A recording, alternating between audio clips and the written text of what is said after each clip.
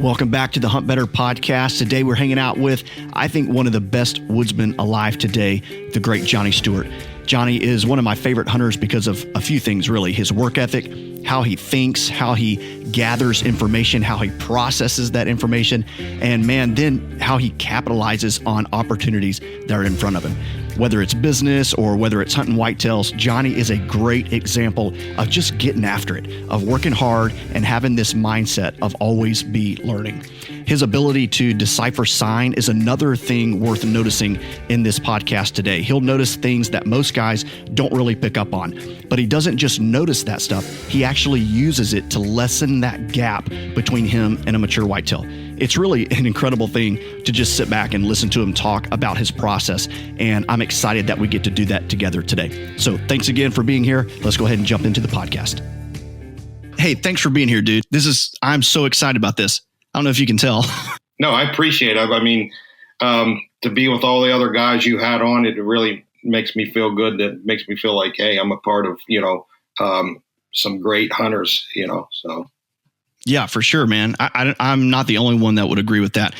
We've been super blessed, man, to have a lot of just A-list hunters. And it's really cool, at this point to see all the commonalities, the common threads, the consistencies that guys of your caliber talk about. And so it's really cool just to, for me to be a normal guy and sit back and go, hey, look, that's what they're focused on. I was watching an Exodus podcast.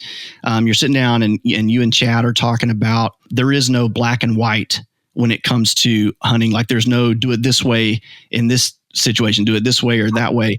And speaking of those consistencies, those common threads, like that's one I see all the time. I think we talk about it on every show. Talk about more about that. Like why do myself included, why do we get so caught up in it's, hey, if I'm in this situation, I do this and it's going to work out? Like, why is it not that way?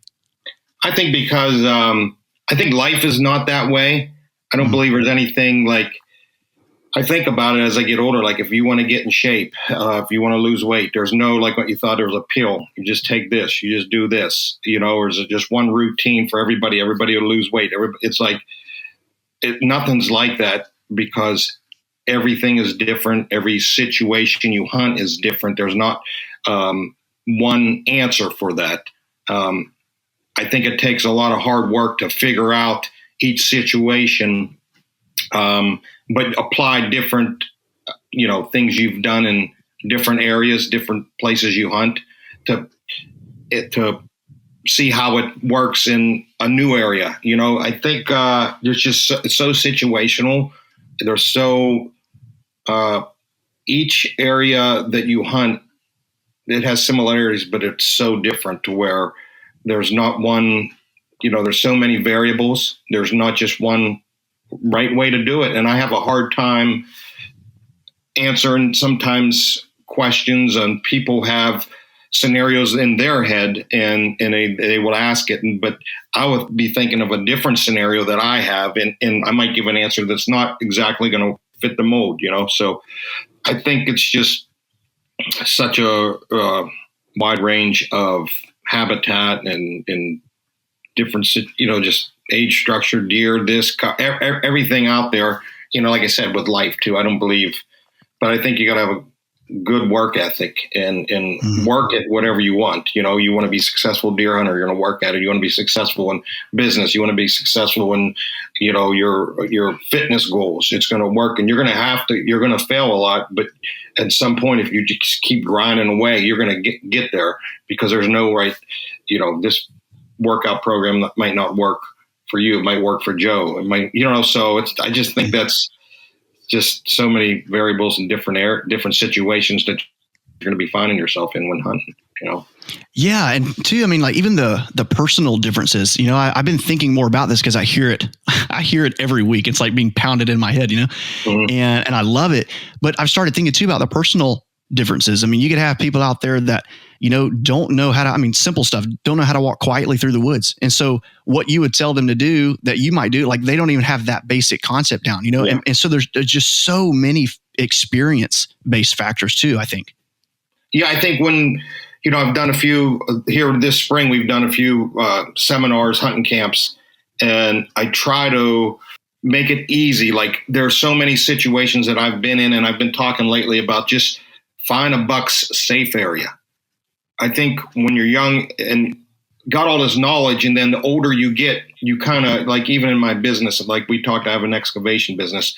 Like when I was younger, at one job, I needed 8 pieces of equipment, and now I need 4 to do the same job, and I can do it in half the time, So, when you're young, you get into hunting and you hear all this info about scrapes, cover, thermals, scent, and there's just all this stuff, all this knowledge out there, and you just can't decipher through it. But I think now that I'm older, I'm trying to, when I get in these classrooms and I try to tell people, just where's this, and I've been talking to just me and Bo at a podcast, just like, where's a deer's safe area? Where does he feel safe that he can let his guard down? He's a prey, we're predators, to where he wants to live his life without looking over his shoulder 24/7. So I tried lately, and I'm trying to find these safe areas that a mature deer is letting his guard down and he can live his life. Like, it's like, he can take a deep breath. Now there's situations he gets into, he gets near a doe bedding area. It's hunting season. His guard's up, but I think for the most part, if you can try to find safe areas that they feel comfortable, and that comes down to, like, a lot of my hunting is pressure based, hunting pressure. Where are the guys coming in at? Where's the parking lots? Where's the access? And nowadays with all the info that's out there in hunting, the doe bedding and the cover or the clear cuts, this is all for us hunters. It's all really appealing. This is where I want to be. But then everybody starts seeing that and hunting these areas. And then this buck lives by association.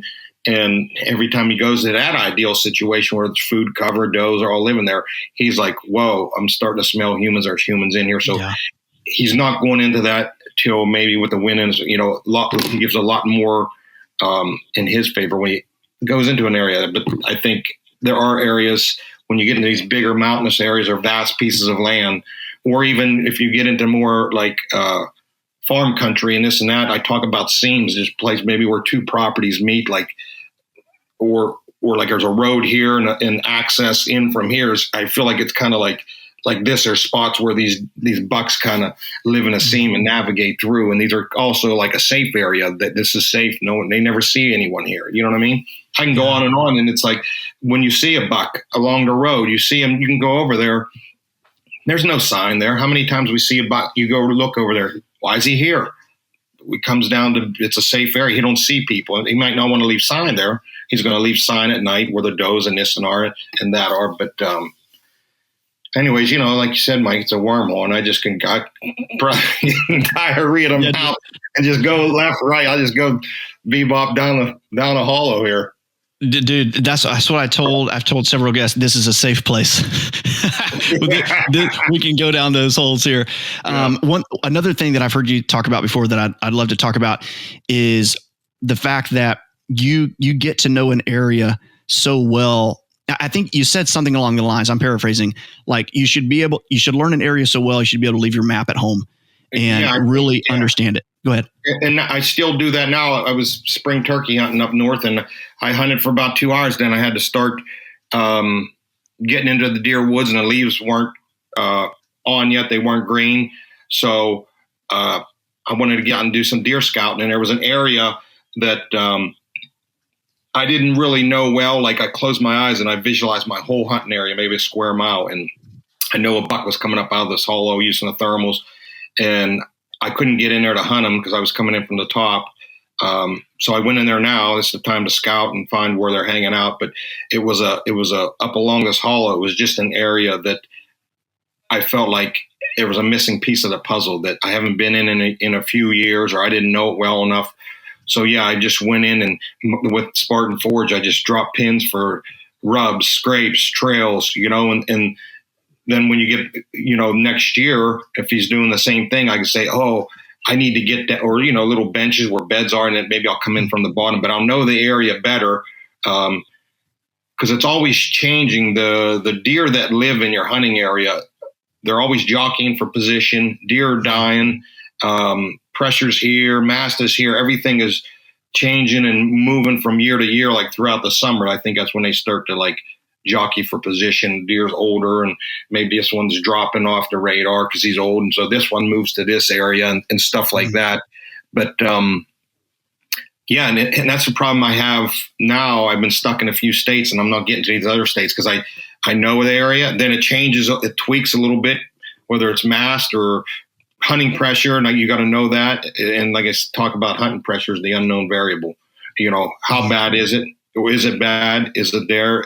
You can see rubs and sign, but if there's pressure, that's probably nocturnal. So that's like the one thing, biggest challenge I think on the public land is knowing what the pressure is doing to your deer herd. You know, everything can look great as far as scrapes, rubs, this and that. And if a buck is leaving that sign and he hasn't been bumped in 2 years, well, then he's probably that'd be a great spot to hunt. But if he knows the guys are in there, and, you know, a lot of the deer I'm hunting are 5 to 8 years old, 4, 5, 6, 7, 8. And chances are they know about humans. They know the trick, and they associate seeing guys in these same areas, these oak flats, and they just use it down the road and stuff like that. You know what I mean?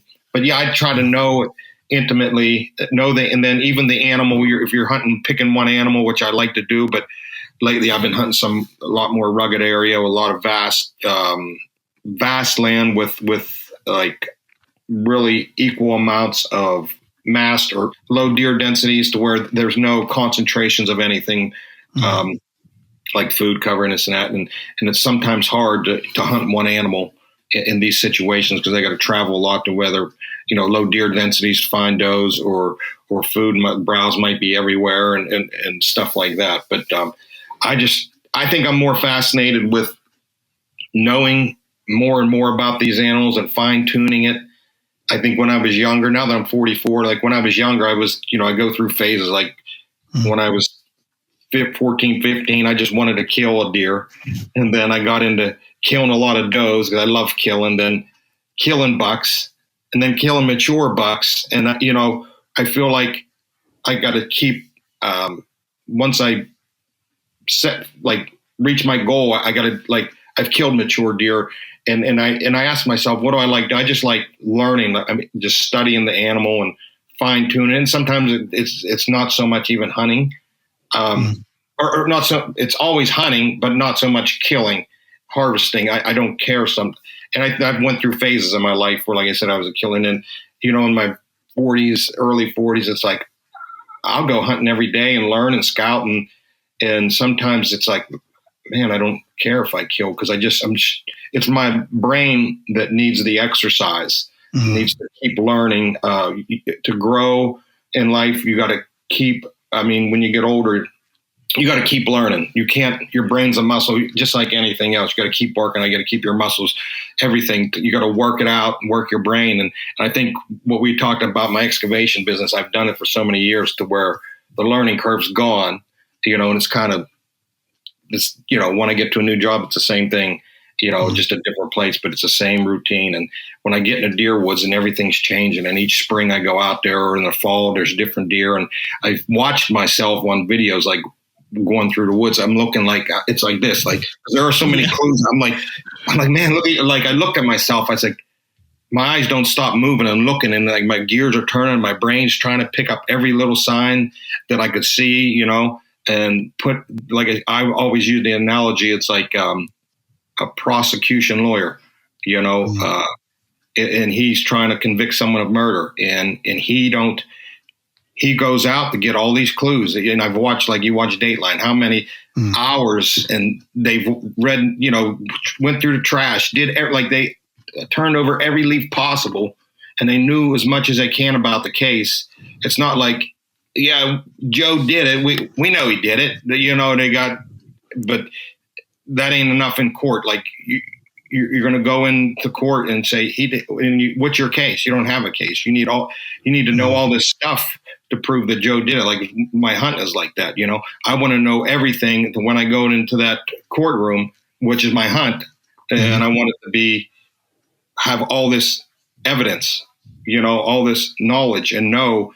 And then you can maybe win the trial, you know, and you get usually that one chance, like you're going to go and convict this guy, and, you know, and the judge is going to look at, you know, where's all your evidence? Well, I don't know. I just think he did it. I just think he did. You know what I mean? Like, yeah. And I feel like my hunt is like that. I went through everything, figured it all out, and then hunting season's come, and then okay, now I know Joe did. You know, I'm going to go in with all that intel and all that evidence, all that knowledge. So that's kind of how I go about it and learn every little thing, you know, about it.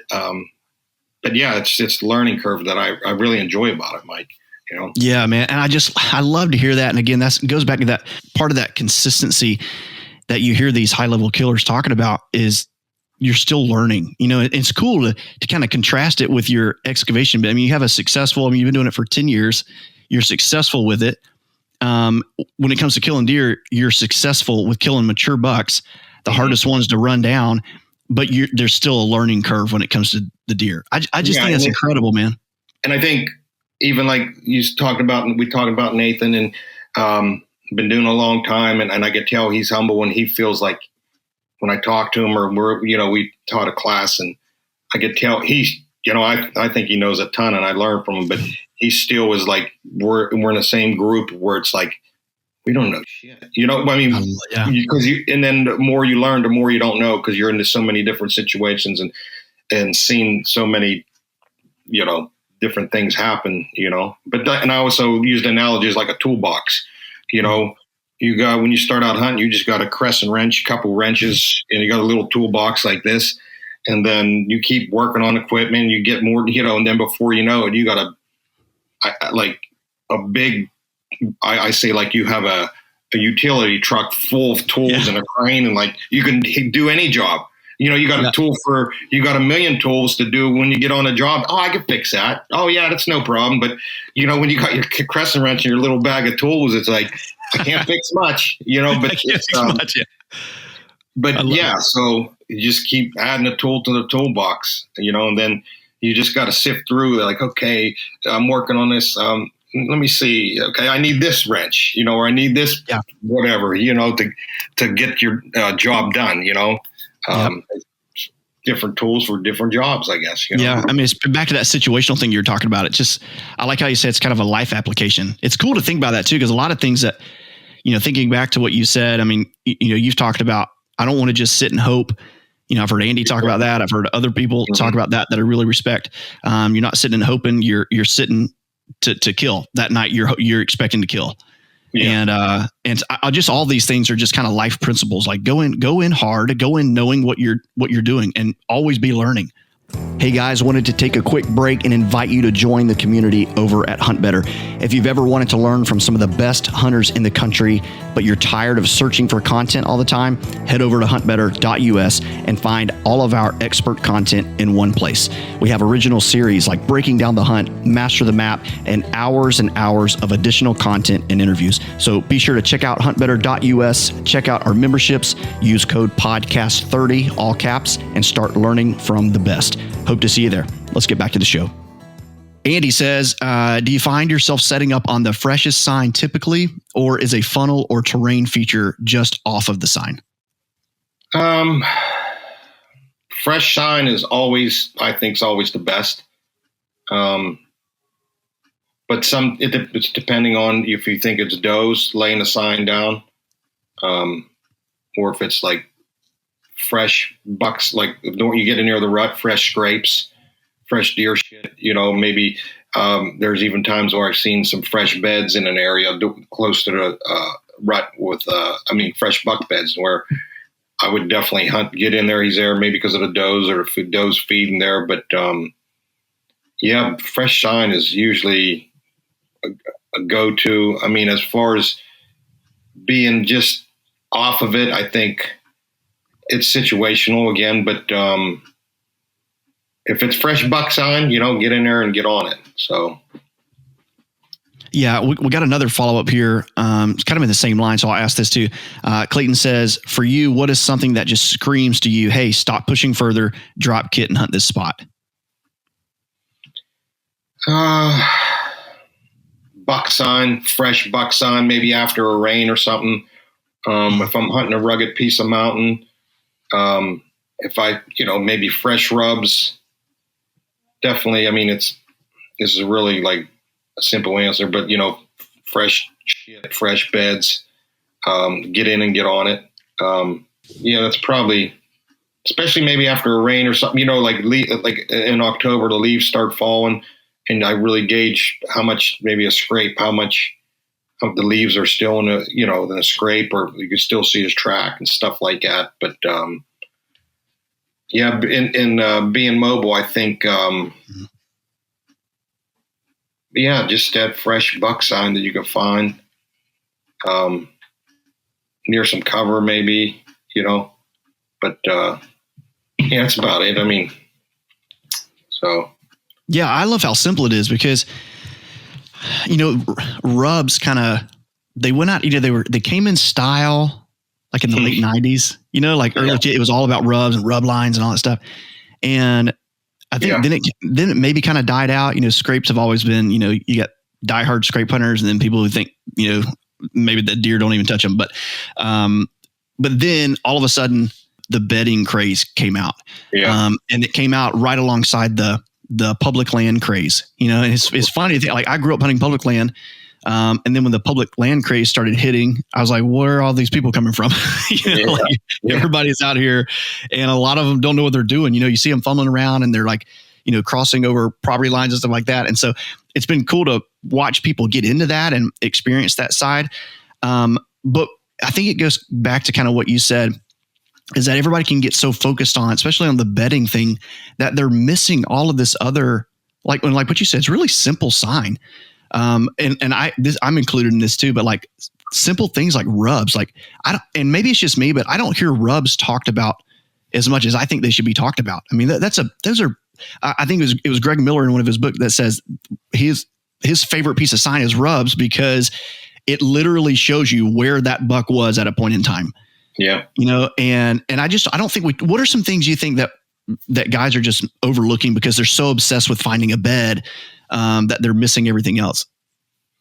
I think and then from the last question even is the pressure. Like if I, in the time of year, if you got, the rubs and that fresh sign, and if you're right there on October 10th, 12th, because I find some of these mature deer are still in October, nocturnal up through like the 10th of November. But if you're in around right on that, I feel like the 10th or 12th when these mature deer, or it could be a little bit dumb, I feel like. And if you got that fresh sign, you don't know he might come through the woods. You don't know what's going to come through the woods. But if it's like I'm thinking of an area that has pressure, and how I talk about maybe finding a safe place that the deer are going to live maybe most of the time. But if you get into an area that does have the hunting pressure, and then you find the areas with the does and the rubs and all the cover and this and that, but if you get into that 10th, 12th, 14th time frame, I feel like you can possibly hunt that and see that buck, where other, in other situations with all that pressure and most of the year, I would be in that safe area that he kind of feels comfortable in, but you're not going to find that sign. You know what I mean? So I think the number one thing for me is the pressure that, all the sign can mean everything in the world. But if it could be out there for everybody to see, but it won't mean a thing if the hunting pressure is in there, if people are disturbing them. And it's like you can get, and I feel like in them classes, that's why I talk about safe areas. It's like we talk a lot about the, rubs and beds and this and that. But if they're hampered by hunters, then they might not be leaving that sign till nighttime, in some of the areas, or if you're getting some daylight pictures of them, maybe on your camera or something. But I think we get focused on hunting the sign, which is good. But like I said, it can all go out the window if the pressure is high. And I feel like pressure also coincides with time of year. Like I feel like the peak of the hunting pressure is that first week of November. And I'm seeing a lot of these bucks that are nocturnal up until the 10th. Then you have that window, which 11th, 12th, up to the 14th, 15th, you could catch them big bucks in these areas that are pressured and they don't really go to, but when you're in October, maybe early October, now the hunting pressure is low, and you can find them in more areas, maybe the beds and the scrapes. But like I said, you got to really find out what that hunting pressure is, where the guys are coming in. I mean, I found a great spot last year, early October, white oaks galore, fresh, we talk about fresh rubs and scrapes right up on this point. I actually think he was there that morning.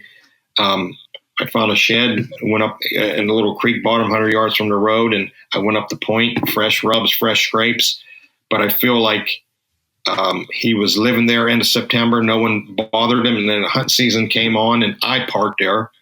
And just there was a new spot, and I went up the hill, and I think I bumped that deer, and I never got a picture. I left cameras right there on that fresh sign. But in that situation, he was bedding close to the road, right on that point, on it, eating them white oaks.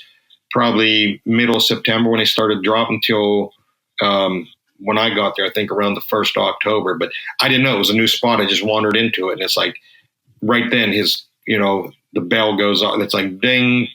It's like, round one. Here we go. We got to get ready for hunting season. You know what I mean? It's like it just so you find it. And I actually hunted there that night just thinking maybe he was on that point after dark, and maybe he went somewhere, maybe because it was so early in the year, I took a chance, so that comes into play, the time of the year. And that's why I always did good late season, because then the pressure was off, like if you can get that first day, first week in October, no one's around, and that maybe that fresh sign will do you well, because he's still hanging around there. Then you get into when everybody's hunting. So you just got to figure out how that hunter pressure affects them deer, and you get into the first week of November. I left that place. Like I kind of probed around, tried different areas, and there was guys in there. And I run into a couple guys hunting in there, and they hunt every year, like middle October, up into November, like 2 weeks. And they were parking on a ridge and walking in there, and you could just hear them crunching leaves like a mile away, So it was like that time frame. I said, I'm eliminating this area. Wow. But then I come back, or I wanted to get back in there in January because the mast was still there. And I never got down there, but I feel like then you could start hunting sign that the pressure it's not a peak time for hunting pressure. And then, okay, there's hot, like I feel like I could have went in there in January, end of January, middle of January, and I probably, and I was trying to get down there to shed on. I feel like there's probably some horns in there because it's the off time of the pressure. That's probably the best time to hunt. Like you said, now that everybody's in the public hunting game, it's that first week of November, usually, to where try a different time. And that's why I've had a lot of luck in January. And also with my excavation business, I was kind of busy early, and I was like, man, I'm off January. I got to get in the woods. But I think to me, is pressure the number one thing I focus on. Either I know the pressure, and I hunt accordingly. Like I'll kind of become the deer and know where the safe areas that I want to be. You know what I mean? And that's where I'll get in there and start my scouting and probe around and stuff like that. But if I don't know the hunting pressure, I'll leave cameras to look for hunters, or on maybe a scrape put up in a tree, or see, like if people are parking, going in, I put a camera in a parking spot, see if someone's parking there, or people are walking, or look for tree stands to try to help you fill in the clues, because that's the unknown variable I talk about, is not knowing that one thing, the hunting pressure. If there was nobody on that property and you could be hunting all the sign, the ridge, oak flat, it'd be like, this is great, but they start changing, with the pressure. So, yeah. Oh man, there's so many questions I want to ask that. If we get around to it, I'll come back to it, but we got more questions coming in. They all kind of link up together too. We'll go with this one first. Josh, thanks for being here, man. He says, what's the number one thing you look for during early season? Early season, probably a mast source that concentrates the deer in areas that have mast, whether it's a clear cut or, food source, usually a mast. Acorn crop early on would be a great to find when no one's in if you're way up on a mountain and no one's around and you got a good acorn crop early, you can really capitalize on a deer, a good mature deer, because no one's been in there yet.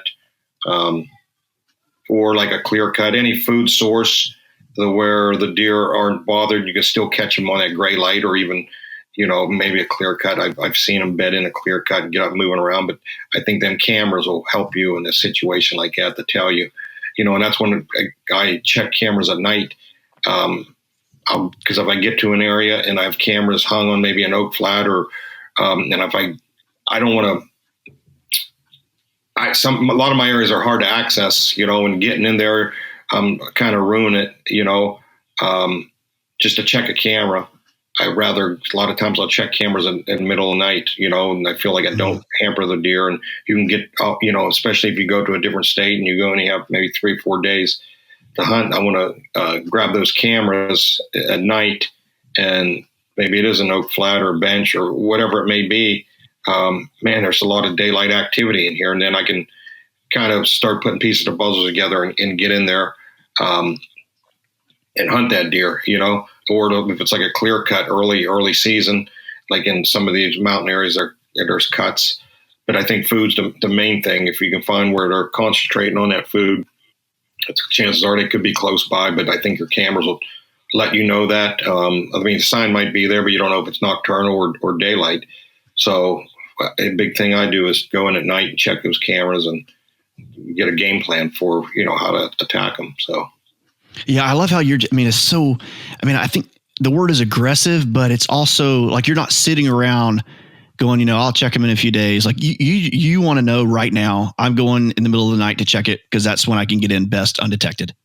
Yeah, I think when I get to a state and my camera's been soaking and you only have a few days, I usually get there at night and first thing I do is, and it comes back to knowing as much as possible because it's different. I have cameras in different situations where one, like this year, I had a camera, there was a big 8 and there was no mast and my camera was a dud. I thought for sure I was going to hunt that this year and have success.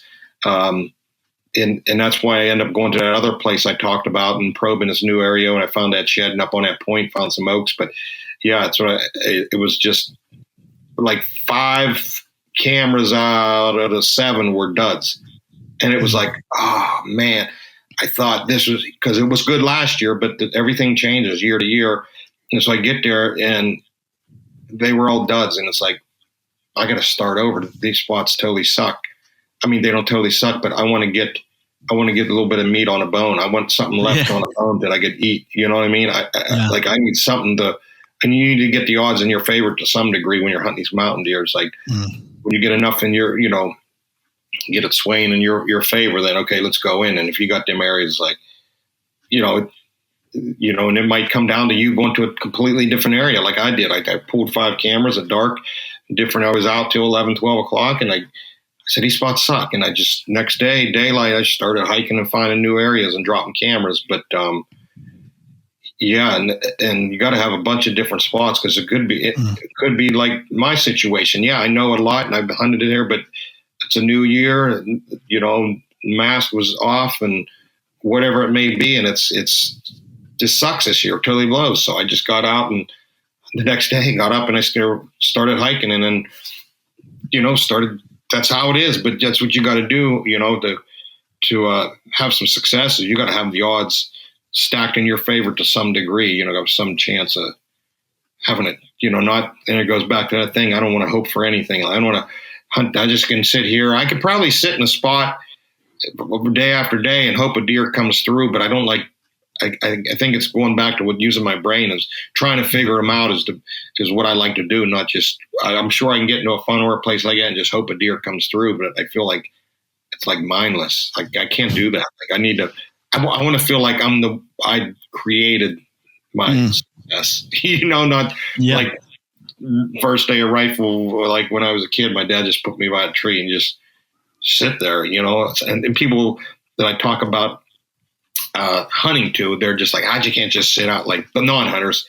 I just can't sit there. I'm like you don't understand. Like I can't either, I can't either. Yeah. It's way, if you only knew, like what, it's not just sitting by a tree, it's a rabbit hole we talk about. You can go on forever and it's, creating your, opportunities. So. Yeah. Yeah. Andre DeQuisto ended a podcast with, I think it was Mark Kenyon. And Mark ended it with, it was a great conversation. It was like, 2-hour podcast or whatever. And Mark ended with, well, hey, good luck this season. And it's always stuck with me. Andre, in typical Andre fashion, answers, luck ain't got nothing to do with it, brother.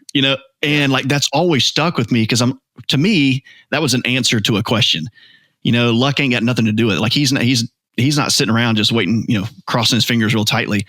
But I think one cool thing that you don't hear talked about a lot, and I think you would agree with this because you just set the example for it, is not being so, bought into a spot that you can't leave if it's not right. But a lot of guys they won't kill a lot of turkeys because they'll try to call this bird who is not coming in. Yeah, he might shot gobble to you 20 times that day, but you got to know when to leave either an animal that's not cooperating or that you just don't have figured out yet, but kind of keep it in reference to the time frame that you have. You might be out of state. You might just have Saturdays. Like sometimes you got to pack up things and move to another spot. I love how you just pointed out, like you don't get so sold out to one spot to where it's like, gosh, I don't even know what it is. Like, man, I've got to kill a deer here. No, pack up and move. I mean, I started killing bigger and older deer when that clicked. Is like, hey, if this spot's not working, I don't care how many hours and hours and miles I've scouted here. If it's not here this year, it's not here. Yeah, that's right. And that is totally true. I know this past year, I went into a spot 2 hours before light. I knew there was a buck there, and I actually heard him below me. It was wet, damp before light, and I heard him chasing a doe below me. I blew the grunt call one time, and I sat down.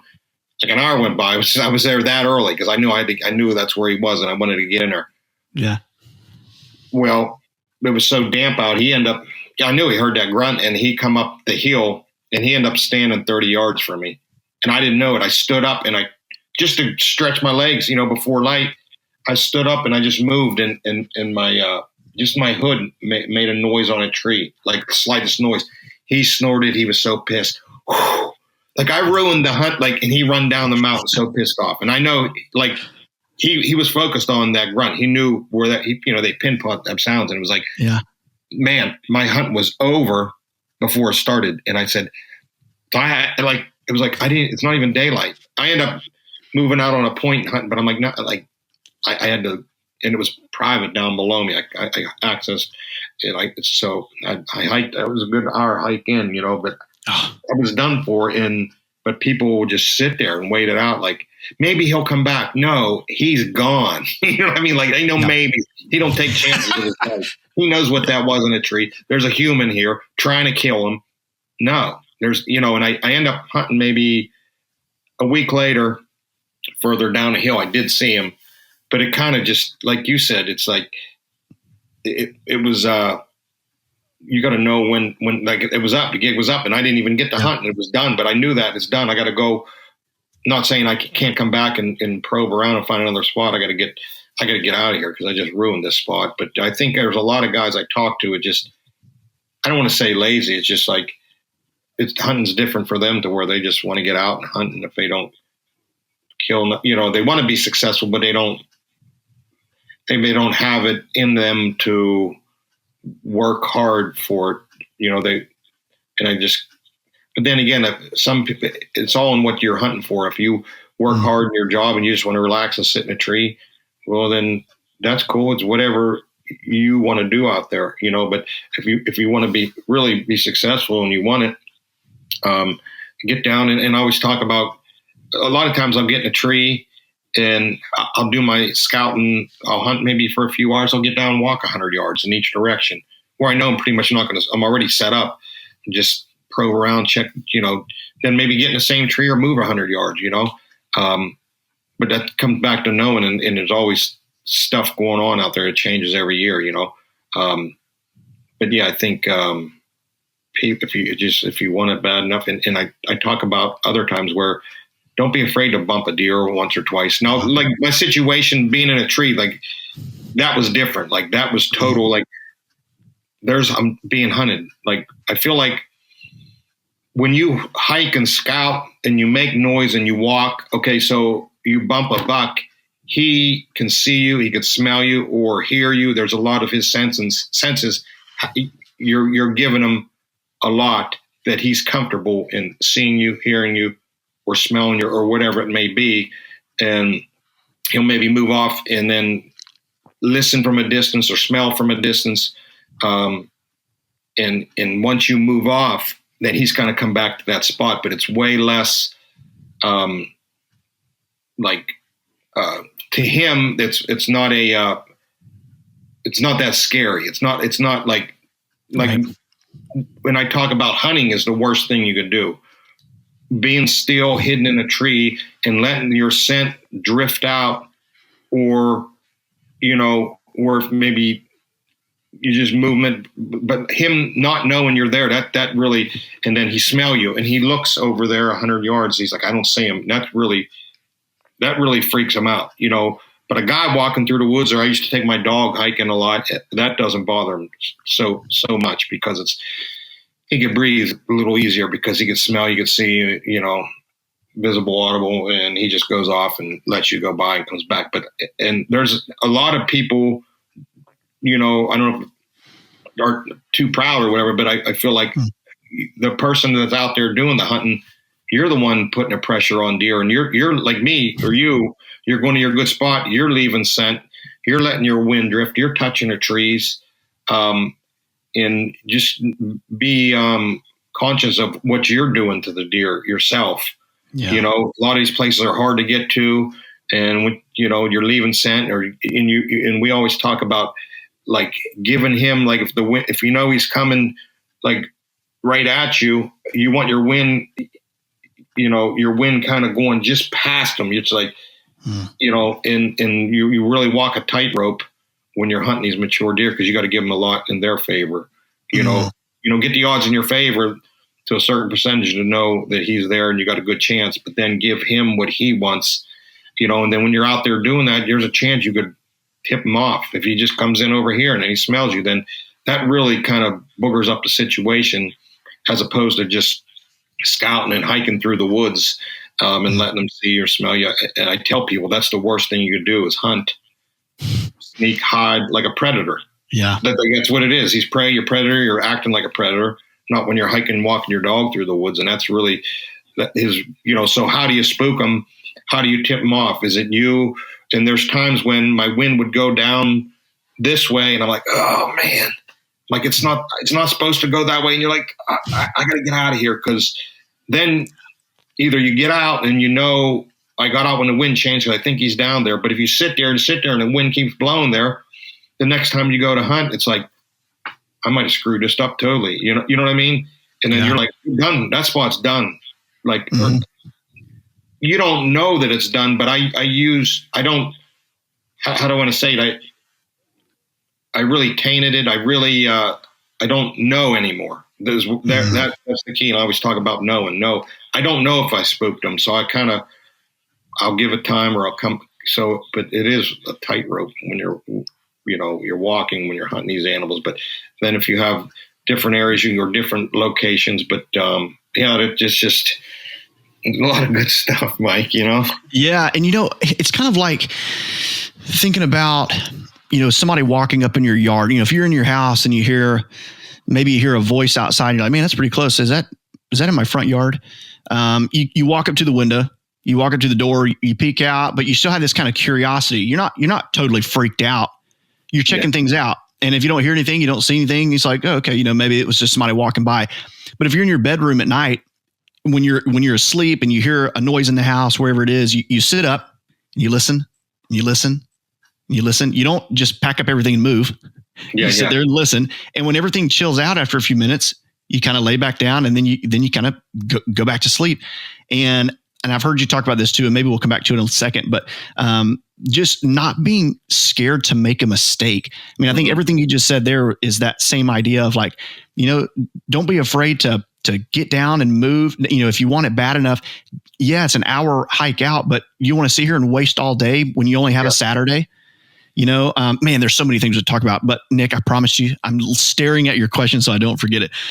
Thanks for being here, dude. Nick says, can you give some examples on setting up in and or on the edge of clear cuts? So I like getting in the middle of them, especially if you have some knowledge of where the deer likes to bed. You can if it's a big enough clear cut, you can hunt him in that clear cut, but know the spots that he's comfortable bedding in, and that comes from just trail camera data. Edge is a clear cut. Yeah, maybe he's cruising the edge, trying to smell in there. But I'd like, excuse me, if I like early season, if I feel like you can find a buck living in a clear cut. I'm not afraid to get in there. Sometimes before light, or if an evening hunt, if you kind of know where he's bedding in that cut, you can kind of set up on him going to point A, point B. The edge of a clear cut, I think they would tend to just cruise, maybe just outside of it, maybe smelling for a doe or something in there during a rut. But not so much.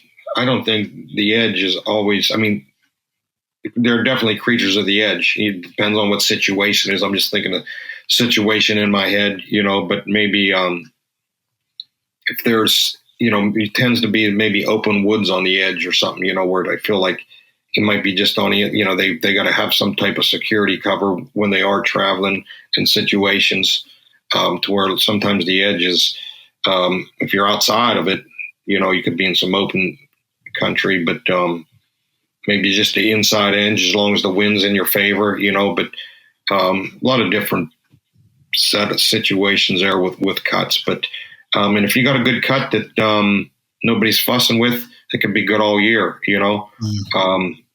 just watch the wind and a lot, some of the flat cuts that are on flat ground help you. You could really play the wind. If you get down in a hollow hillside, it could really mess you up. There's some of the ones I'm thinking about are flat, and actually another situation that we shot 3 buck out of one tree in 24 hours. It was the edge of a clear cut. It was a flat clear cut, and the wind blew out of the cut and these bucks. So yeah, this situation we were on the edge, but it was like a 5-6 year old cut, and the edge was a 20-year-old cut. And that's where we got in a tree, and we actually left enough room between us and that cut, 40 yards, and then bucks were cruising because there was enough cover just outside in that 20-year-old cut, outside of that fresh cut. And my buddy Greg Litziger, he, I had some deer on my camera, and I said, hunt this tree, and he shot a buck at one, and we drug it out, and I got in the same tree, and I shot a good 8 about 4:00 in the evening, and then we got that one out. Then I had my buddy go in there in the morning, and he missed one, and then he shot one at noon. And they were on the downwind side, and it was great because there was a east-west road and southwest wind. It blew toward the road, and the cut was the fresh cut was 200 yards from the road, and we were in the 20-year-old cut, just 150 yards from the road. And it's kind of that seam I talk about too, where they're close parallel on that road, and you could just hear the cars echo up and down the road, and that's where danger is going to come from. And even though, the wind's not in their favor, they could use their ears and hear anybody, if a vehicle stops on that road, but they would crew parallel that road. And yeah, we were able to get some deer there on the edge in that situation. It really worked out there, so. Yeah. And I think it's cool to point out too, 20-year-old cut, and we have a lot of clear cuts around here, but I know a 20-year-old cut in South Carolina is going to be the nastiest thing in the world. And do you think that's why y'all were hunting the edges? Because it was just so much older? Well, the 20-year-old cut was like pole timber, and it wasn't like in my situation, the 3 to 5 was thick, and the 20 to 5-year-old canopy was, didn't have much understory, undergrowth, browse. A little bit of just not browse, but it was more pole timber. And I like that pole timber because you could see you don't got all them saplings with limbs, and you could see 40, 50 yards through. You just got them vertical poles back through the woods. You know what I mean? You can just pick a shot out in there. You don't have a lot of understory, undergrowth. But yeah, that's a good spot. And that's a spot that you can hunt it all the time with the southwest wind. You could stink to high heavens and still hunt and kill deer, but it's not always did you find them spots, Yeah. Do you find them like gravitating towards certain, I don't know, terrain features or, maybe like a lone tree in the clear cut? Yeah, like up in my area, hemlocks or was kind of it's a conifer, like a pine, and limbs kind of hang low, they'll definitely gravitate toward those, or just like a pine tree, or just even like if you get just like if it's kind of open in the cut to some degree, if you get like a little clump of trees just to crawl in, and it's, like if a thicker cut, sometimes they don't have to go into the middle, like in bucks or creature, they'll just go in, and it's kind of the same situation. You got some open, clear cut, maybe 3 to 5, not a lot of cover, but you get a little clump or blowdown. You just find them little clumps in there, and like maybe a thicker one in your situation, maybe more just going in 20 yards. Just, he don't want to walk through that stuff any more than we do. You know what I mean? And he just needs to get in there, out of view, and to be comfortable and lay down. So, yeah, that's what I've seen around here is that, when they get loaded with briars and just, I guess it depends on how it was cut. And I don't know all the terminology around that, but you'll have some of these older ones that are just, you're not getting through it without a machete or chainsaw or something like that.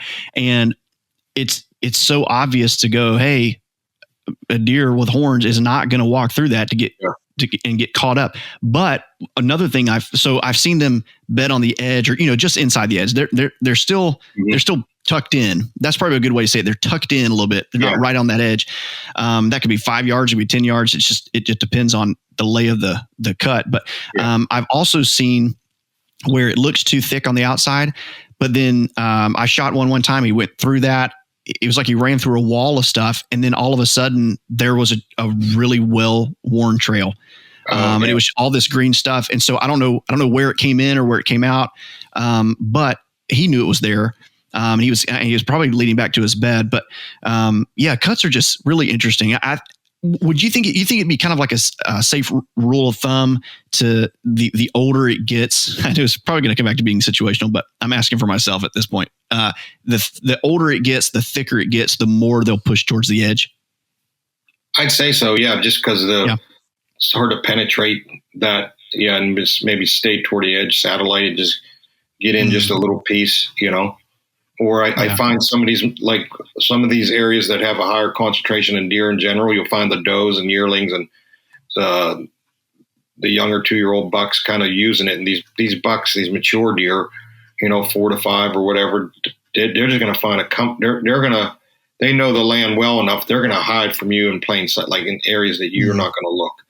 I've seen that many a times where the cover, the food, the browse, I talk about them nice areas to find deer, but usually the big ones, they know what's going on in that area, whether to use their nose or come in at night and, smell it, whatever they do, they know the area, but they're just kind of like loners, and they're just kind of doing their own thing in a weird spot that no one looks, maybe by a house or along a road, a fence row or something dumb, it's, I've, seen that this year. We were in Alabama, and I saw it right off where we were parking. It was an old homestead right along the road, and there was a fence leaving the road, and that was the fence row property line, and the neighbor had a trail going back down in the bottom to his food plot, Clearcut, and we had a trail going in and down to a Clearcut, and it was like everybody went down in, and I know the deer was laying right, I saw it. We were coming out from hunting, and I told a guy I was with, I said, get ready. I said, we're getting near this. This is where the big one's going to be. And we seen him. He was standing there. He's like, how'd you know? I said, he's not with the rest of the population. You go down in that cut, you see all them little doe tracks. You spend enough time, that this is like you hunt, experiences means that you've done enough wrong. If you've seen enough wrong, you know what to do. That's right. That's a good way to say it. I had a lot of experience hunting them cuts and playing the wind and this and that, and seeing yearlings and this and that. And years of that. I'm like, and the signs there, and it's like, how come he's not here? Well, he don't want to live with that, especially if you get a higher population. He doesn't believe he fits in with them. He's other, he like almost how Bill Thompson says, a different species, Yeah. When he reads the data. And I feel that's it. Like usually your buck's going to be in this weird spot, it's an overlooked area that he don't need all that thick jungle hide. He's so good. He don't need all that to get away. You know what I mean? Oh man, that's good.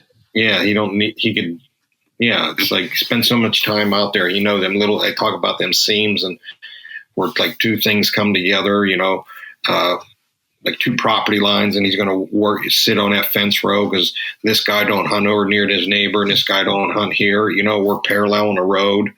I've seen one of the biggest deer I hunted was there was no sign. He run the edge of the same thing as fence row and right on the public, but right along the private. It just, no rubs, no scrapes, but you get down in the woods, the younger deer scrape and rubbing it, but he's like, he won't even participate in them community scrapes and that. He's just other, and he's like a satellite and everything. No one's seeing everything from above, knowing what's going on. But, it's pretty wild when you follow individual deer and see them, mature deer like that, how they are so different, and they don't walk on the trails that the other deer walk on in a higher populated area with pressure. And if they make it to 5-6 years old, they usually find a seam or a safe area that they go and they do, and that works for them, and that's how they survive. You know what I mean? And it's not the sign, it's not the rubs. It's like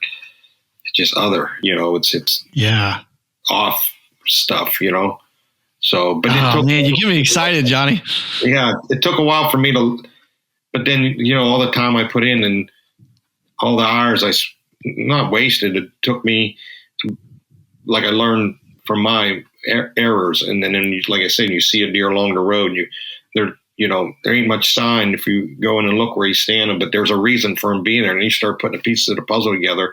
And I look back on the places I used to hunt trails. I used to think, now when I see a trail, I don't even want to be near it, because when I was younger, hunt trail, when I read, I thought it was that black and white where it said, oh, here's the feed, here's the bed, here's the trail. I'm going to kill bingo. Buck. Yeah. This is easy.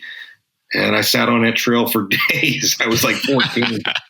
And then I seen the deer down below me, no trail at all. I'm like, what are they doing down there? They're supposed to be on the trail. The magazine told me the trail from the bed. I know it's thick. They've been there. The field's behind me. Why aren't they on this trail? Liars. Yeah. Well, there's a big white oak down there, and I didn't know nothing about that. I walked down there. I'm like, oh, they're feeding here. Yeah. But I was I used to find the heaviest trail. I thought that's what I was supposed to do. I was looking for that black and white answer. Now I see a trail. It's like I want that faint trail where just, just a little bit of cover, or like a little depression in a hillside, just enough to like have him feel secure. His body's covered, and maybe he'll sneak by this patch of grapevines along his dead log. If he's traveling through an area that he knows. He wants to be a little bit, he just feels more comfortable that way. If he's in open woods, it's daylight and he needs to move through, but you start seeing how they, and then I've tracked a lot of deer in the snow. I'm really fascinated with that, and just see how they walk. You don't never find them walking on trails when you, like maybe a road crossing or some creek crossing, but I never track bucks on trails. In the snow, they don't do it. Like they'll come together at a narrow point every now and then branch off. Yeah, I just feel like maybe a creek crossing, he'll come to that point and cross, or a road crossing, or but a lot of times when you're tracking them deer, they're kind of zigzagging, looking, maybe smelling for some leftover does or something, and just kind of crossing trails more than walking with them. But yeah, they're just nomadic in some areas, and they don't want to be patterned. They know. They put too much time in one area and do the same thing. I mean, if everything is in their favor, the wind, this and that, I could see a buck bedding in one area because he got all the escape routes. And I found situations with that, but for the most part, they need to move and feed and find other deer. In a lot of these mountain areas are nomadic, and so they know being that way is safer for them. Lay down in a spot. In a lot of beds, you don't find any there to lay down. And the leaves will be depressed, like area in the leaves. And then the rain comes and a wind, and then you don't even know what bed was there. Sometimes there are beds that you can find that if he has everything in his, maybe it's a heavy hunted area, and you got this one little nook, nook and cranny that he likes hanging out, and you might find a bigger bed or a place he beds often, but maybe a bigger mountainous areas where they're nomadic and there's, not concentrations of food. He's just going to lay down and keep moving. And it also, like I talk about, in areas where, the leaves are 10 inches thick and he can be on a ridge, lay anywhere and just close his eyes and just use his ears. He don't have to have anything in his favor, the wind or the thermals in that respect. He could just hear you coming from a mile away and just get up and walk away. He doesn't have to be on a point. He doesn't have to be on a bench or situations like that. It just, so when you're thinking about what the deer are going to do that you're hunting, what's the weather like? Is it bone dry? Is it heavy frost? He's going to use that to his advantage to where he don't need to be in any cover. You just lay out in the open, or a lot of these deer laying near roads and watching because they want to know what's coming in on them and they know where the danger's coming from. Not always like if you thought someone was going to pull in your driveway and come hunt you down, like you'd be looking out the window with your gun. You want to know when he's coming. You ain't going to be hiding in the closet, will you? Oh, yeah. Wow. You know what I mean? So you just want to That's a good way to say it, Johnny. You want to see what's out there and know where your danger's coming from. And like, just put yourself in their shoes. They're being hunted. Like, what if you were being hunted?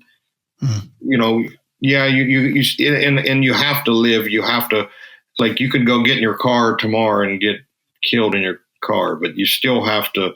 So there is they do let their guard down. And the longer they go without seeing people, the more they'll let their guard down. But you can go down the road and get run over. But you're going to stop going to work, driving your car. It's like them. They could walk and look up in trees. They've seen people in trees, but they don't, they still got to live their life. You know what I mean?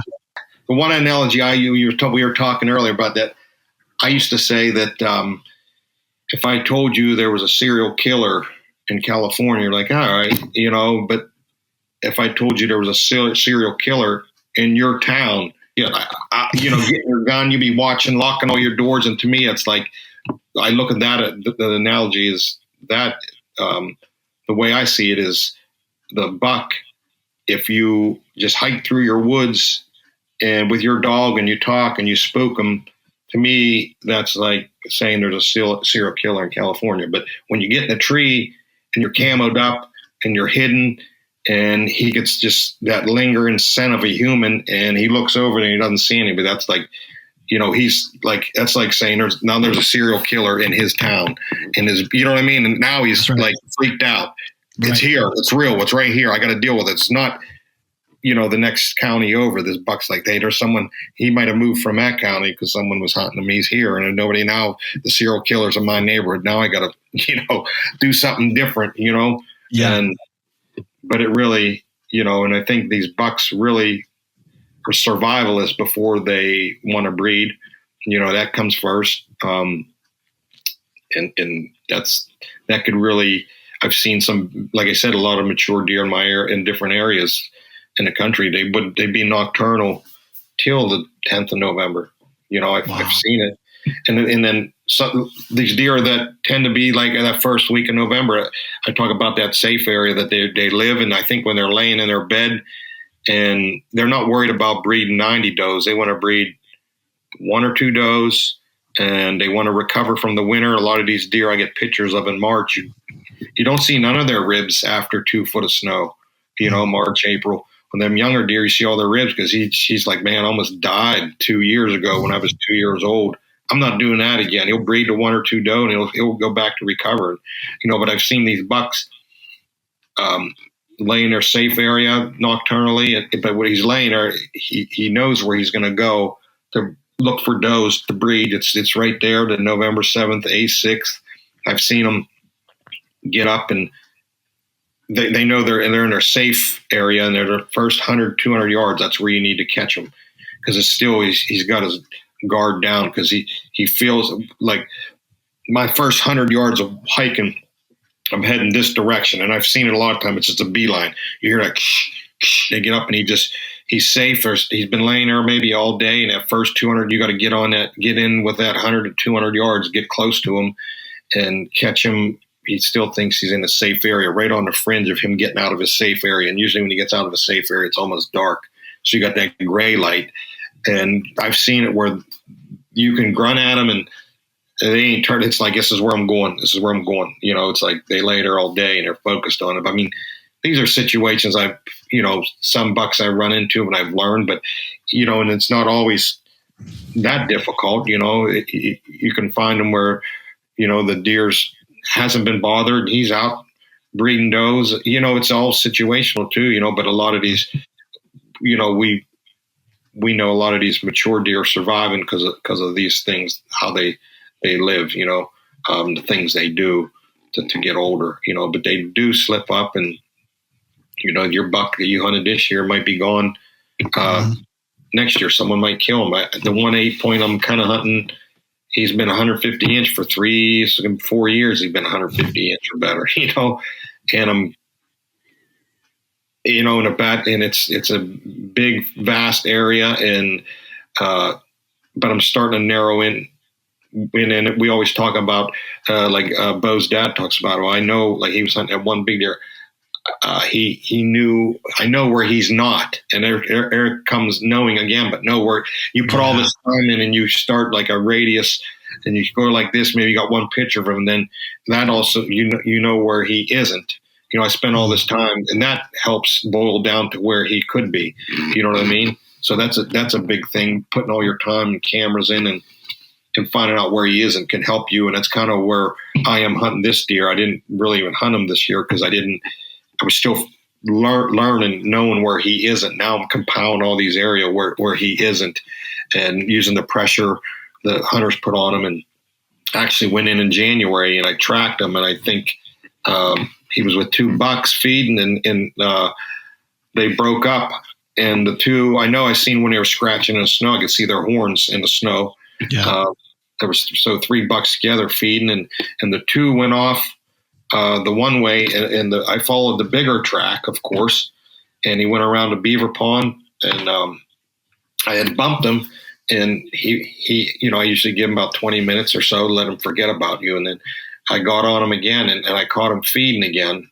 And I was pretty sure it was that big 8, but it was, he didn't have horns, and when I followed him, after that, I bumped him that second time when I seen him, and just for the heck of it, I followed him because I figured it was that big 8 I was after. So he did a huge circle. He had run all the way to a road, crossed that road, and paralleled another road, a highway, a 2-lane road, 100 to 150 yards away from the road, just where you can't see him. It was like that scene, like he was safe, and this was his safe area of travel.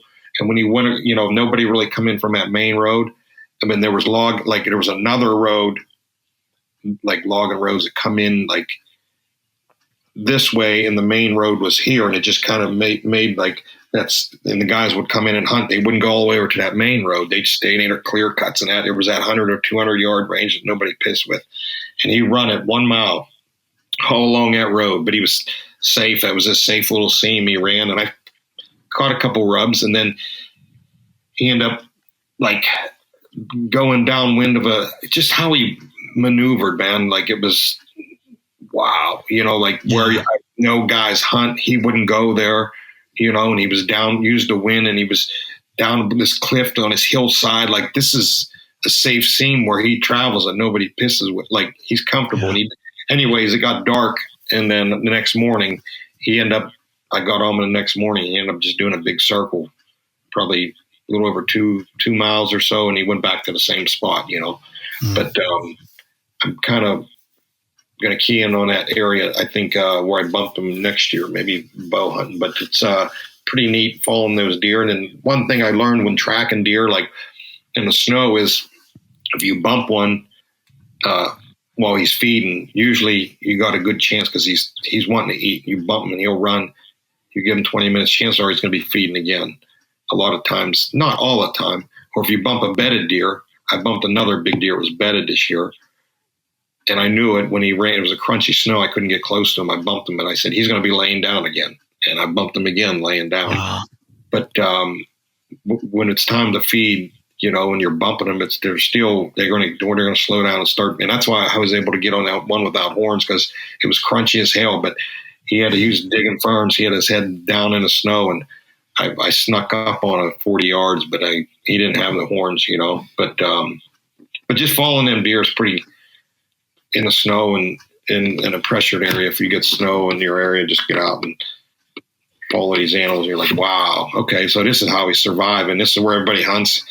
Even yourself, the norm. This is where I would be, and he makes it through another year, and boom, how did he do that? And you find these little seams and these little nooks that he travels in, and he's safe. And he'll go to them areas and make them rubs and where all the does are and the scrapes. Maybe he'll visit that, but he's other, and he just knows how to survive. And I think it's association. So if he associates maybe a clear cut with a lot of does and yearlings and like browse and what have you, man, that's ideal. And I said it before, but if guys start going to that area and hunting them areas, then maybe there's not a lot of clear cuts near. Maybe you'll go to another one like 2 miles away, and he's going to be on high alert, because last time I was in this situation with these does and, kind of the same deal, there was hunters there. I feel like they live their life in these areas. And when they run into hunters, they find that when they get into similar situations, they're on red again, and then you get a lot of good hunters hunting these good spots. And then he's like, this, for deer, they see the sign, they read the sign that's like, whoa, I got to, in this situation before, that's where I seen it or smelled someone. So he's going to start learning his land and the way, and it's just, you got to stay one step ahead. When hunters are getting better and knowing this stuff and going into these areas, you're going to stay ahead of them. And I know one clear cut I hunted had a big deer in there, and he lived in there, and hunted him. I said, well, I'm going to get in here next year. And first time I was in here, guys come through or muzzleloader hunting. It was early, and then there's bow hunters, and it just, I think he got run out of there. And the next year he wasn't there. It took me a couple of years to find him again.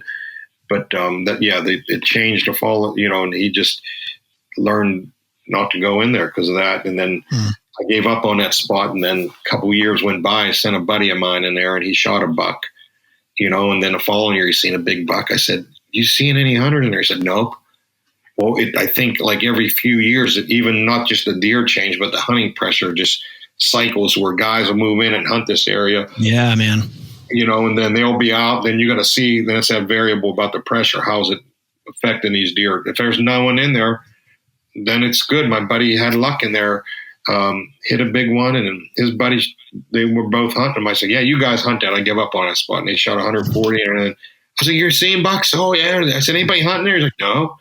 And then I think last year they went there, guys are coming in on e-bikes. There's cameras, and it's like, oh, man. You know what I mean? Yeah. But, just got to be almost one step ahead of the hunters themselves, not just the deer, and know how these bucks survive and knowing what to some degree, Yeah, I mean, you have I think was it Larry Benoit or maybe it was Hal Blood? It's one of those big woods books talking about the nomadic whitetail. I can't remember which one it is, but whoever it was is saying the exact same things that you're saying is that once you start, and I know for me, like once I started realizing that it's a different animal, he thinks differently. He does things for different reasons. And things started changing, man. It's not like my success rate went up through the roof, but you take that next step. And, when we talk about woodsmanship, taking that next step after mature bucks is you have to realize that they are a different creature. Yeah. And when you hunt these deer that like this 8.7, 9 years old, maybe, and it's like your chance of success is low, but if you find them little pockets and them seams, and I'm talking about these safe areas. Like I said, I talked on this, we just did that seminar, and I said, just try to make it easier from being young till being older. I said, just find his safe area. Where does he like to be? It's not where all the other deer are, it's not where all the sign is, and put your cameras. And I said, like this year, I talked last night with a buddy of mine about cameras, and I said, you know what? I put cameras out for inventory, but then sometimes I want to put the cameras out to justify what I already know. I need to just sometimes get rid of the camera. And I know I've been out there for so many years and like next year, I'm like, I don't even to hunt this big 8. I'm going to go put it in safe areas and catch them on camera. But really, if I know these 5 pockets of safe areas that he hangs out in, I just, hop from one to the other. Chances are I'm probably going to catch them. But it's weird. You start using cameras. It's a whole nother topic, but you start using them to see that deer. And he could just walk, with these bucks that are nomadic, just walk by your camera, and a lot of times I've been putting them on the front and the back of the tree, or if you don't have a lot of topo and it's flat and, maybe I just line them up maybe 100 yards long. So I'm kind of watching the whole woods. If I know he crosses an area, what's your one camera going to tell you? I've seen one camera face this way and have a couple does, one face this way, have 4 buck on it, over a week. You know what I mean? It's like, but, trust what you know. But I guess a lot of people are still in that learning processes. But I always say, put as much time out there as you can. I remember when I was younger, I would just, I would just walk every inch of the woods. Not so much the bigger land, but when I was learning, I wanted to know, before maps, Spartan Forge and that, I would visually have that map in my head, and if I found a scrape or a trail or a rub, and it was a half a mile, square mile area, I would walk. I would just walk it till I knew how to get from one point to the other, just, okay, if I'm by this scrape and I want to go to that trail that's 400 yards, I know how to get there. I can navigate through the woods like a deer can. I get to know the woods like they do. And then you start becoming like them, what they see, what they need. It's like, okay. And I know there's times I've went and pulled cameras at night with, just the smallest light possible without even using my Spartan Forge. And my buddies follow me. Can you even see, where you're going? I'm like, no, I'm testing myself to see if I can navigate through the forest and how well I got the map in my head, I love it. You want me to bring a brake light? I said, no, I want to see if I can find my camera. I want to intimately know the lay of the land, the forest, and what's out there. I think it just, maybe there's something wrong with me, but I don't know, just I go 110. I just I want to know, I want to see, I want to learn more and know as much as I can, and I do things like that to test myself, going at night with just a little light, and it just, or getting out of the woods at night after you just, just this little headlamp. And sometimes it's fog, you can just see like 12 feet, and I'm like, good, that's what I want. That's all I want, because I want to see how good I am, see if I can get out of the woods, Yeah. I'm not going to lie. Sometimes I walk in circles, Oh, no doubt. I think it's good, man, to keep pushing yourself. And hey, Sean, we see your question. We're going to get to it in just one second, dude. I think it's good to push yourself, and especially somebody with your experience level, your track record, you're still finding ways to push yourself. One thing I had to start doing a few years ago was I started realizing I was relying too much on my phone to get me in and out. And, and Spartan Forge is great, but they got to a point where I was like, you know what, when I get out of the tree, I'm going to orient myself if I need to, depending on if I got off track going in and I'm somewhere, not planned for. I'm going to orient myself to where I need to go. And then I'm going to put my phone down and I'm going to use my compass to get out. Yeah. And just doing things like that and challenging yourself. Hey, I've to get good at using your compass. And now I'm back up to where I used to be with my compass. Mm-hmm. But there came a time where I was like, you know what? I haven't pulled my actual compass out, I don't want to lose that skill. I don't want to lose that. Hey, there's a tree right there. That's what I need to walk to, especially in the dark, Yeah. All right, Sean, we're going to get to your question here, dude. He says, Johnny, are there specific examples of you, or hold on, let's see here. How you've set up or used isolated water sources?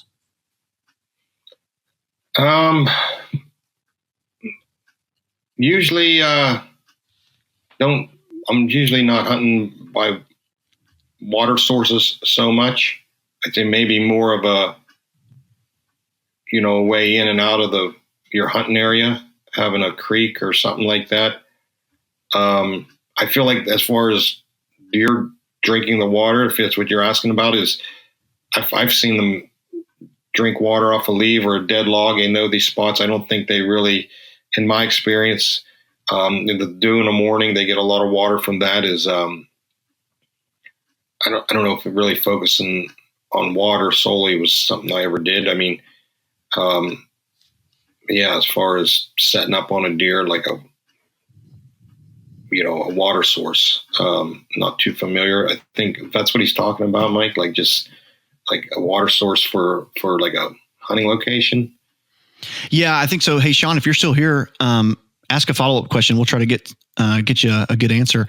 I think what he's saying is just any specific examples of, I see he added a word there.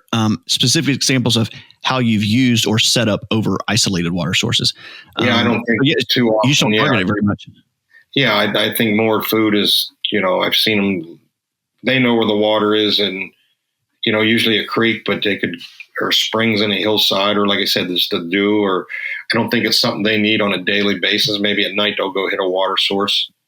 And I feel like during the day, they say during the rut, when they're hiking a good bit, they're going to gravitate toward water. People have success around watering holes, But I don't, maybe on like a early hunt, early October, late September, maybe a hot, you just kind of think, hey, I'm going to get down low near some water or something. Maybe use that as a situation when it's dry or hot out. You know what I mean? I think. Yeah. And I think situational too. I mean, it goes back to that. I mean, one of the bigger bucks I've killed in South Carolina, we come in September 15th. But I killed him on the 27th. It was 98 degrees that day. But what it was, I'll set it up here. There's a thick Clearcut, probably at least 10 years old. I knew he would be bedding along the edge of that in a certain area on a certain wind. So on an east wind, there was a small funnel that led down to the only water source around. And so on an east wind, he would be above that funnel. And so that funnel would be between him and the water.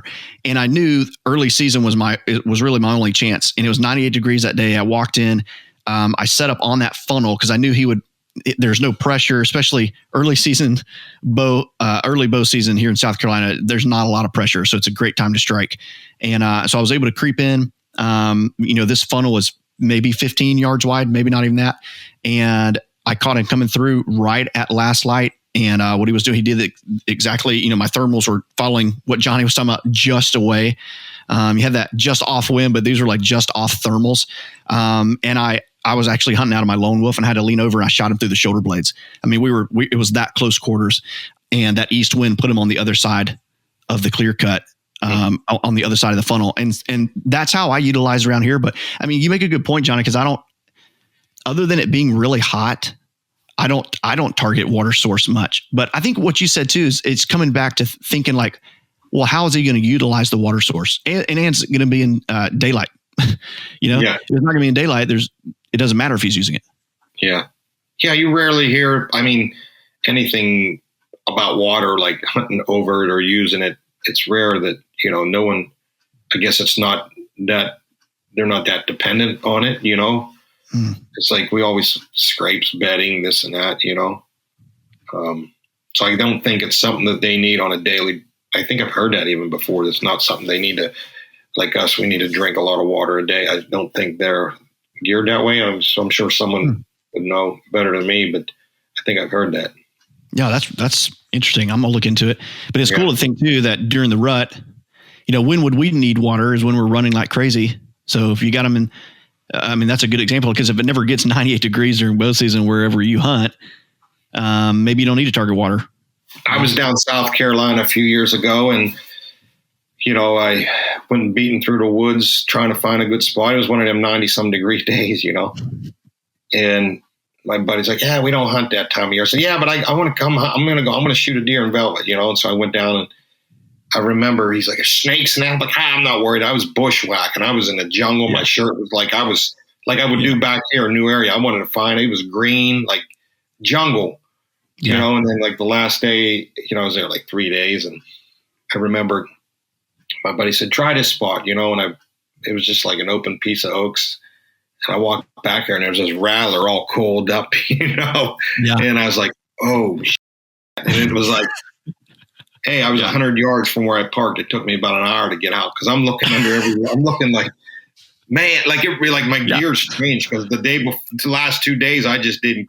I would just like I would do here, like in a PA, just like run through like jungle, like straight webs and see spiders, and like not even thinking about a rattlesnake. Then I was like, he's like, whoa, it woke me up. I'm like, oh man, I didn't. Yeah.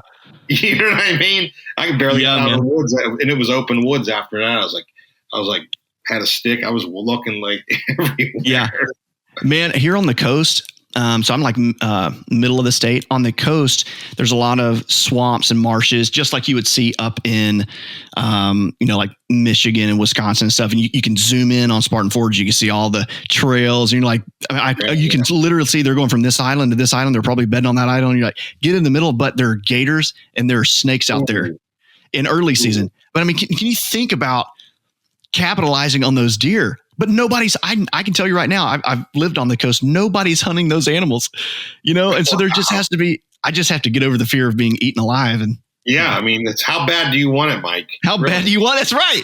You willing to die for a deer? That might be where I draw it. Sean's got a follow up here. What specific green browse are you targeting during your late season successful hunts?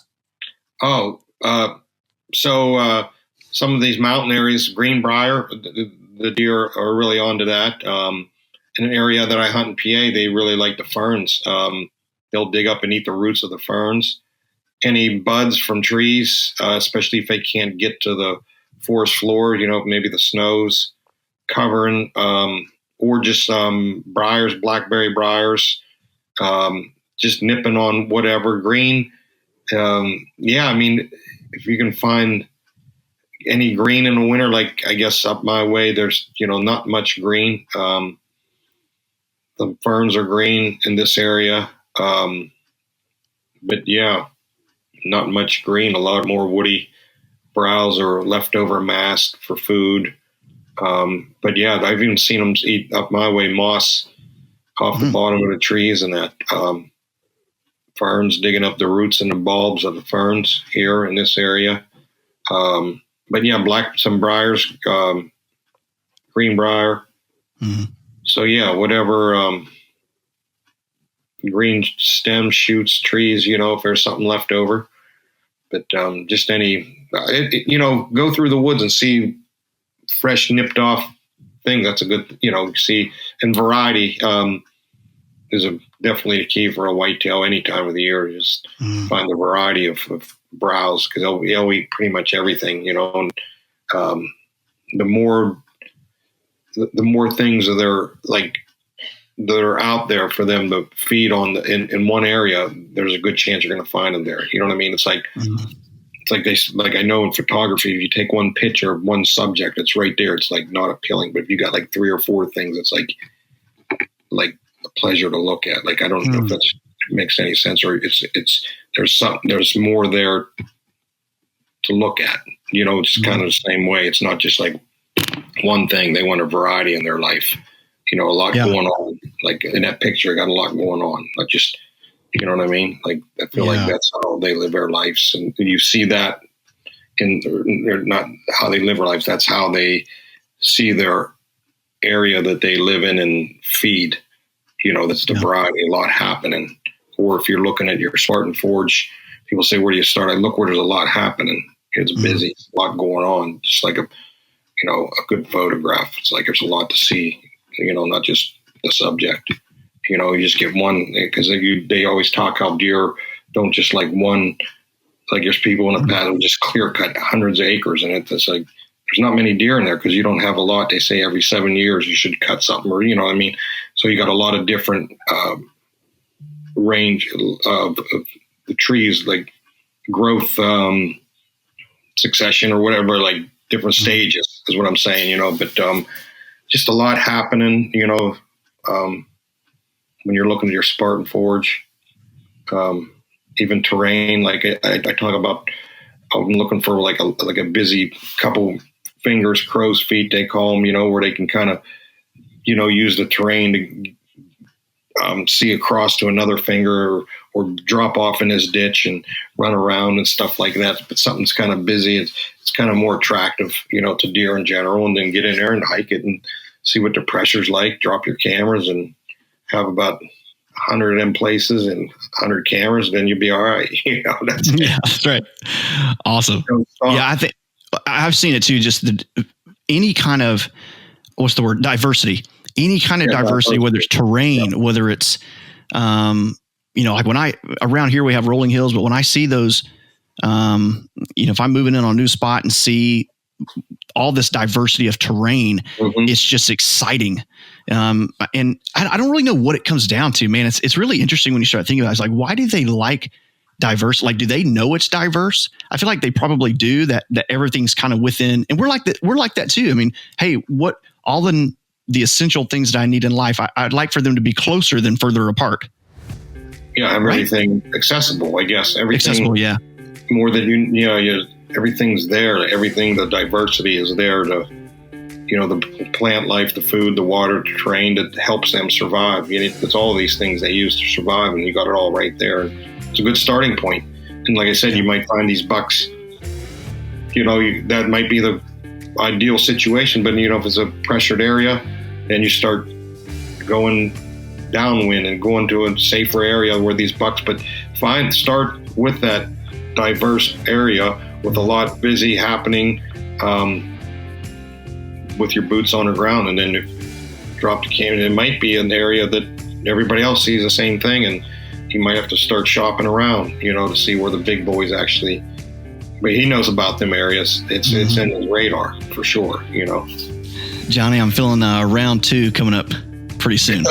Yeah, dude, we could talk for another 2 hours. I was looking up. It's 138. I thought it was 20 minutes. I didn't know we were already talking. I know, man. I told you, this has been awesome.